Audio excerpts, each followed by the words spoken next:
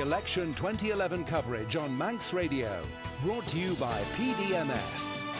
Well, this morning, a candidate who's been a local member of the Keys since 1996, John-Shimmin, born and educated locally in the island, went into teaching. He's 51, married, 2 sons, has been a Transport Minister, Minister for Home Affairs, a Dolgi Minister as was. He's now the Environment Minister. Good morning, Mr. Shimmin. Thanks for joining us. He has chief ministerial ambitions 5 years ago.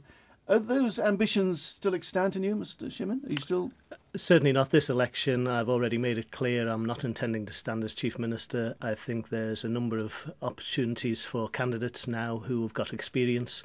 5 years ago there was a very limited amount of experience, so I am not putting my name forward this time. 5 years ago you said, and I quote, "I can confidently say I now fully understand how the system works, why it sometimes fails, where the decisions are made and why, how to influence those decisions and how to make a difference." That's a confident statement, almost an arrogant statement.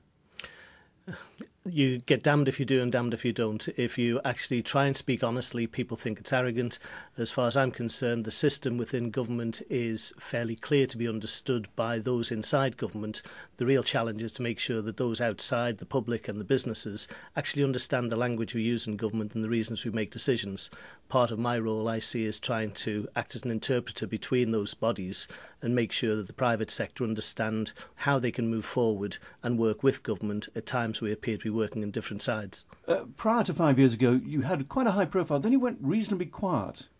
I'm a team player, John, and after I failed to get the support for the Chief Minister role, it was important to actually become part of a team, and every conversation I would have with the media could have been seen as frustration for not being Chief Minister. Deliberate that, to keep a low profile? Yes, by nature I'm fairly low profile, but certainly the idea of allowing the media to portray me as somebody who is bitter or frustrated. So I've been happy doing Dolgi Minister for 3.5 years and now as DEFA Minister.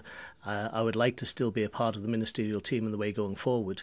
But certainly the reason for being low profile is partly to try and ensure that we kept under control issues in Dolgi which were not, shall we say, going to become problems. So your future is still in politics? You're still enthusiastic? Still enthusiastic and still determined that we've got a big job ahead of us, and I think that I have some skills to offer, and it's up to the people to decide if they agree. I would commit to ensure information is more freely available. You said that 5 years ago. Has this government deliberately quashed the Freedom of Information Bill? I think this is a myth being portrayed by a number of people in Tynwald and the media.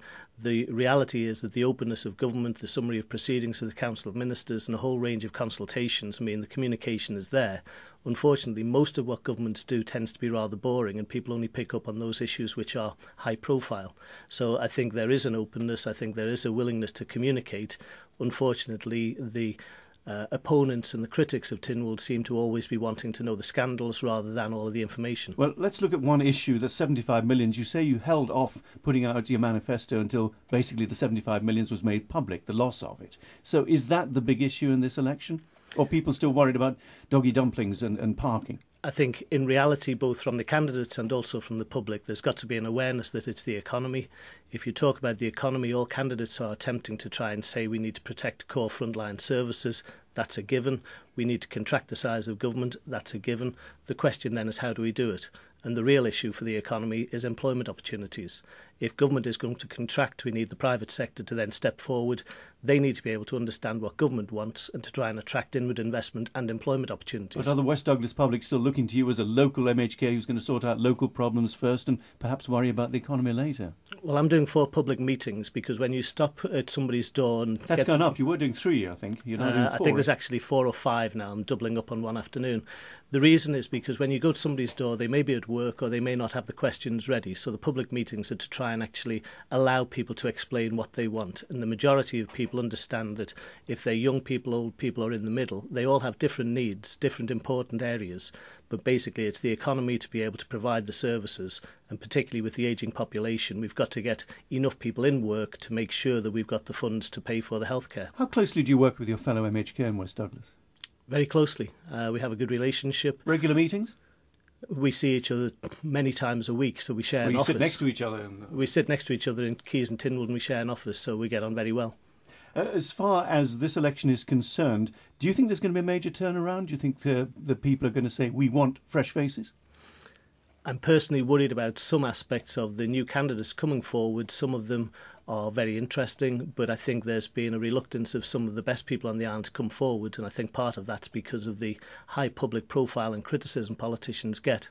I would love to be able to entice more people to come and stand, people with experience and qualities that can move the island forward. Not as many of those have stepped forward this time as I would have liked.